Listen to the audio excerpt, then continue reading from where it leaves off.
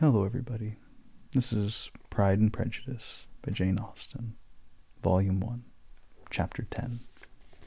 The day passed much as the day before had done. Mrs. Hurst and Miss Bingley had spent some hours of the morning with the invalid, who continued, though slowly, to mend. And in the evening Elizabeth joined their party in the drawing-room. The loo table, however, did not appear. Mr. Darcy was writing, and Miss Bingley, seated near him, was watching the progress of his letter, and repeatedly calling off his attention by messages to his sister. Mr. Hurst and Mr. Bingley were at piquet, and Mrs. Hurst was observing their game. Elizabeth took up some needlework, and was sufficiently amused in attending to what passed between Darcy and his companion. The perpetual commendations of the lady, either on his handwriting, or on the evenness of his lines, or on the length of his letter, with the perfect unconcern with which her praise were received, formed a curious dialogue, and was exactly in unison with her opinion of each. "How delighted Miss Darcy will be to receive such a letter!" He made no answer. "You write uncommonly fast." "You're mistaken. I write rather slowly." "How many letters you must have occasion to write in the course of the year! Letters of business, too! How odious I should think them! It is fortunate, then, that they fall to my lot instead of to yours. Pray tell your sister that I long to see her. I have already told her so once by your desire. I am afraid you do not like your pen. Let me mend it for you. I mend pens remarkably well." "Thank you, but I always mend my own." "How can you contrive to write so even?" He was silent. "Tell your sister I am delighted to hear of her improvement on the harp, and pray let her know I am quite in raptures with her beautiful little design for the table, and I think it infinitely superior to Miss Grantley's. Will you give me leave to defer your raptures till I write again? At present I have not room to do them justice." "Oh, it's of no consequence. I shall see her in January. But you always write such charming long letters to her, Mr. Darcy." "They are generally long, but whether always charming, it's not for me to determine. It is a rule with me that when a person who can write a long letter with ease cannot write ill." "That will not do for a compliment to Darcy, Caroline," cried her brother, "because it does not write with ease. He studies too much for words of 4 syllables. Do you not, Darcy?" "My style of writing is very different from yours." "Oh!" cried Miss Bingley, "Charles writes in the most careless way imaginable. He leaves out half his words and blots the rest. My ideas flow so rapidly that I have not time to express them, by which means my letters sometimes convey no ideas at all to my correspondents." "Your humility, Mr. Bingley," said Elizabeth, "must disarm reproof." "Nothing is more deceitful," said Darcy, "than the appearance of humility. It is often only carelessness of opinion, and sometimes an indirect boast. And which of the two do you call my little recent piece of modesty? An indirect boast, for you are really proud of your defects in writing, because you consider them as proceeding from a rapidity of thought and carelessness of execution, which is not estimable. You think at least highly interesting. The power of doing anything with quickness is always much prized by the possessor, and often without any attention to the imperfection of the performance. When you told Mrs. Bennet this morning that if you ever resolved on quitting Netherfield you should be gone in 5 minutes, you meant it to be a sort of panegyric, of compliment to yourself, and yet that is there so very laudable in a precipitance which must leave very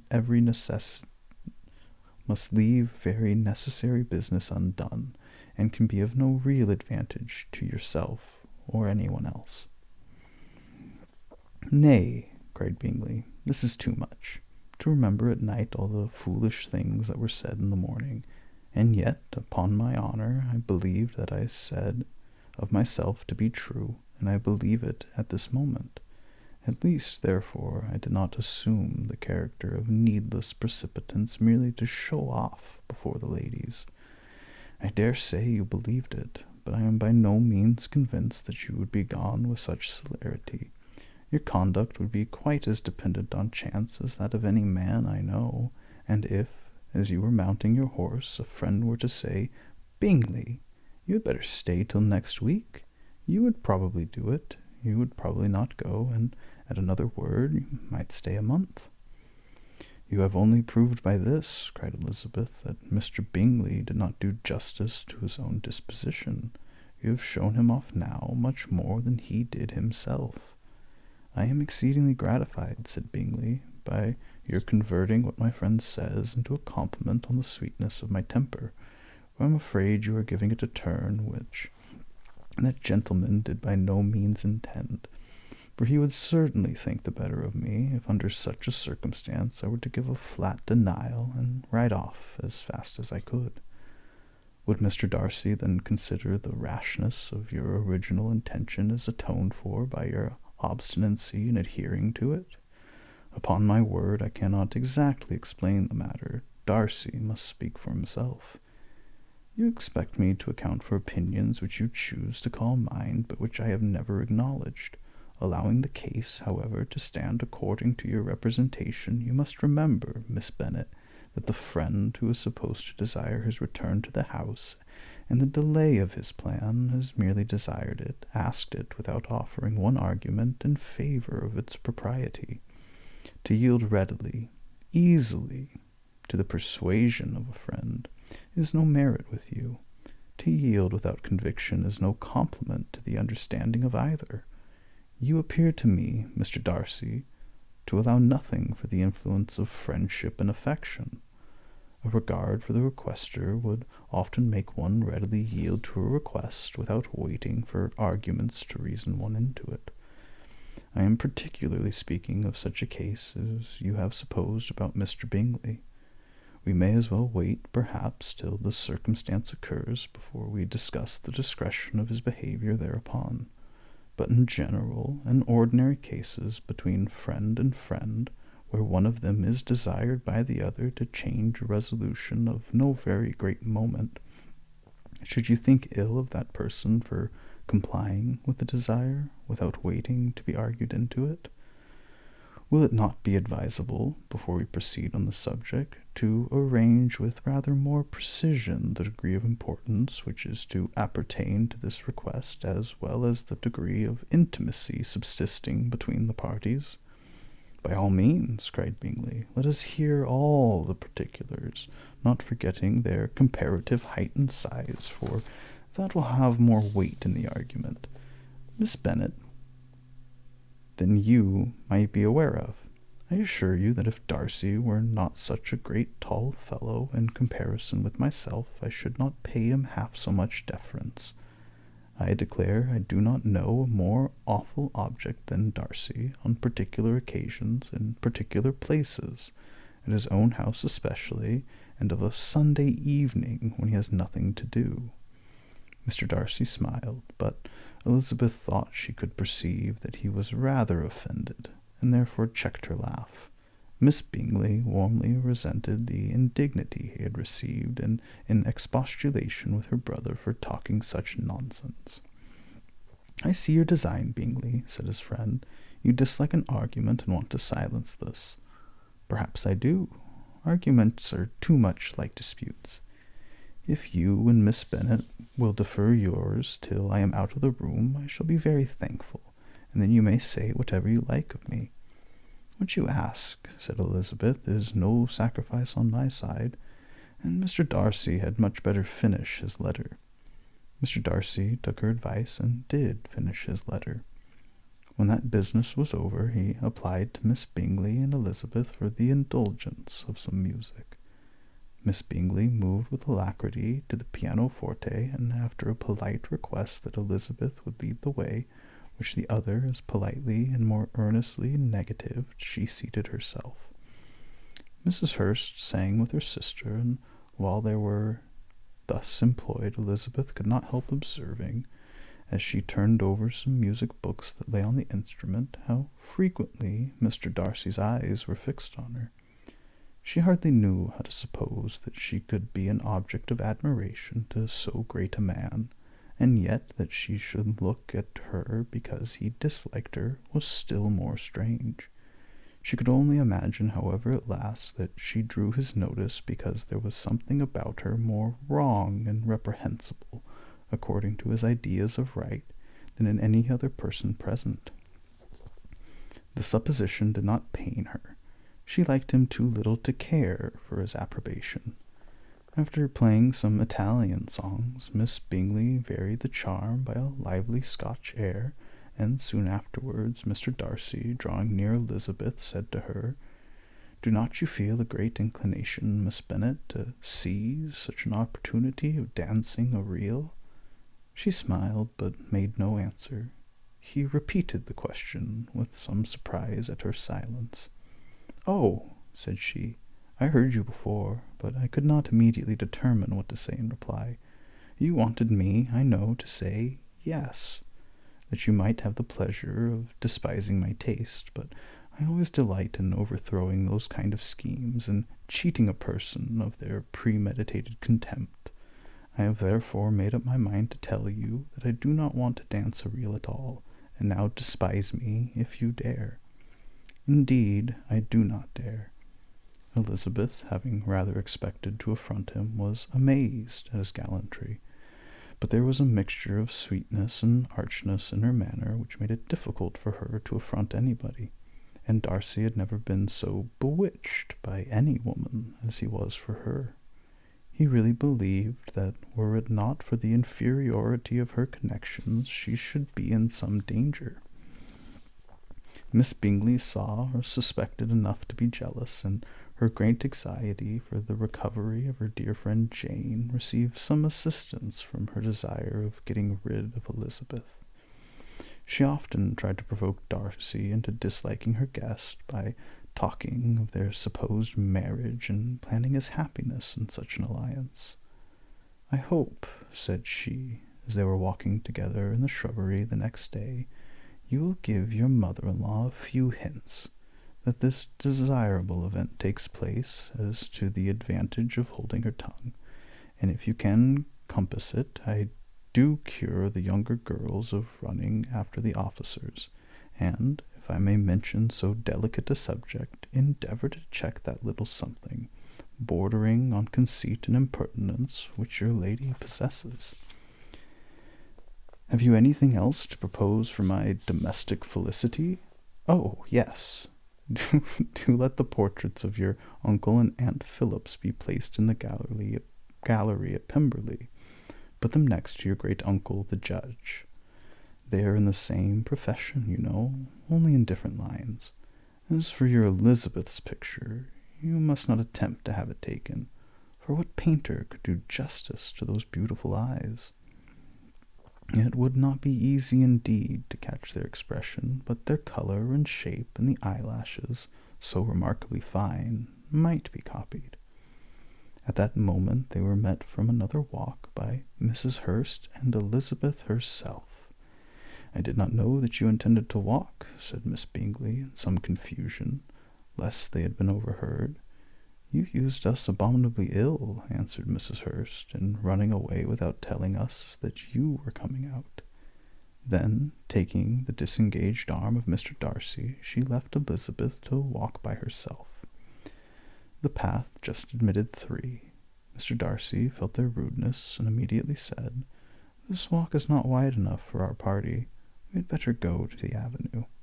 But Elizabeth, who had not the least inclination to remain with them, laughingly answered, "No, no, stay where you are.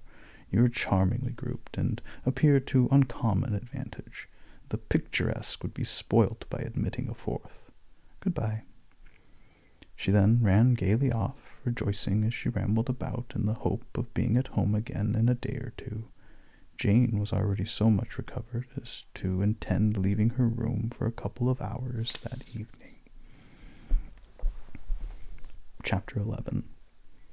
When the ladies removed after dinner, Elizabeth ran up to her sister, and, seeing her well guarded from cold, attended her into the drawing-room, where she was welcomed by her 2 friends with many professions of pleasure, and Elizabeth had never seen them so agreeable as they were during the hour which passed before the gentlemen appeared. Their powers of conversation were considerable. They could describe an entertainment with accuracy, relate an anecdote with humor, and laugh at the acquaintance with spirit. But when the gentleman entered, Jane was no longer the first object. Miss Bingley's eyes were instantly turned towards Darcy, and she had something to say to him before he had advanced many steps. He addressed himself directly to Miss Bennet with a polite congratulation. Mr. Hurst had also made her a slight bow, and said he was very glad, but diffuseness and warmth remained for Bingley's salutation. He was full of joy and attention. The first half-hour was spent in piling up the fire, lest she should suffer from change of room, and she removed at his desire to the other side of the fireplace, that she might be further from the door. He then sat down by her, and talked scarcely to anybody else. Elizabeth, at work in the opposite corner, saw it all with great delight. When tea was over, Mr. Hurst reminded his sister-in-law of the card-table, but in vain. She had obtained private intelligence that Mr. Darcy did not wish for cards, and Mr. Hurst soon found even his open petition rejected. She assured him that no one intended to play, and the silence of the whole party on the subject seemed to justify her. Mr. Hurst had therefore nothing to do but to stretch himself on one of the sofas and go to sleep. Darcy took up a book. Miss Bingley did the same, and Mrs. Hurst, principally occupied in playing with her bracelets and rings, joined now and then in her brother's conversation with Miss Bennet. Miss Bingley's attention was quite as much engaged in watching Mr. Darcy's progress through his book as in reading her own, and she was perpetually either making some inquiry or looking at his page. She could not win him, however, to any conversation. He merely answered her question and read on. At length, quite exhausted by the attempt to be amused with her own book, which she had only chosen because it was the second volume of his, she gave a great yawn and said, "How pleasant it is to spend an evening in this way! I declare, after all, there is no enjoyment like reading. How much sooner one tires of anything than of a book! When I have a house of my own, I shall be miserable if I have not an excellent library." No one made any reply. She then yawned again, and threw aside her book, and cast her eyes round the room in quest of some amusement, when, hearing her brother mentioning a ball to Miss Bennet, she turned suddenly towards him and said, "By the by, Charles, are you really serious in meditating a dance at Netherfield? I would advise you, before you determine on it, to consult the wishes of the present party. I am much mistaken if there are not some among us whom a ball would be rather a punishment than a pleasure." "If you mean Darcy," cried her brother, "he may go to bed, if he chooses, before it begins. But as for the ball, it is quite a settled thing, and as soon as Nicholas has made white soup enough, I shall send round my cards." "I should like balls infinitely better," she replied, "if they were carried on in a different manner, but there is something insufferably tedious in the usual process of such a meeting. It would surely be much more rational if conversation instead of dancing made the order of the day." "Much more rational, my dear Caroline, I dare say, but it would not be near so much like a ball." Miss Bingley made no answer, and soon afterwards got up and walked about the room. Her father was elegant, and she walked well. But Darcy, at whom it was all aimed, was still inflexibly studious. In the desperation of her feelings, she resolved one effort more, and, turning to Elizabeth, said, "Miss Eliza Bennet, let me persuade you to follow my example, and take a turn about the room. I assure you it is very refreshing after sitting so long in one attitude." Elizabeth was surprised, but agreed to it immediately. Miss Bingley succeeded no less in the real object of her civility. Mr. Darcy looked up. He was as much awake to the novelty of attention in that quarter as Elizabeth herself could be, and unconsciously closed his book. He was directly invited to join their party, but he declined it, observing that he could imagine but two motives for their choosing to walk up and down the room together, with either of which motives his joining them would interfere. What could he mean? She was dying to know what could be his meaning, and asked Elizabeth whether she could at all understand him. Not at all, was her answer. But depend upon it, he means to be severe on us, and our surest way of disappointing him will be to ask nothing about it. Miss Bingley, however, was incapable of disappointing Mr. Darcy in anything, and persevered therefore in requiring an explanation of his two motives. I have not the smallest objection to explaining them, said he, as soon as she allowed him to speak. You either choose this method of passing the evening because you are in each other's confidence and have secret affairs to discuss, or because you are conscious that your figures appear to the greatest advantage in walking. If the first, I should be completely in your way, and if the second, I can admire you better as I sit by the fire. Oh, shocking! Cried Miss Bingley. I never heard anything so abominable. How shall we punish him for such a speech? Nothing so easy, if you have but the inclination, said Elizabeth. We can all plague and punish one another, tease him, laugh at him. Intimate as you are, you must know how it is to be done. But upon my honor, I do not. I assure you that my intimacy has not yet taught me that.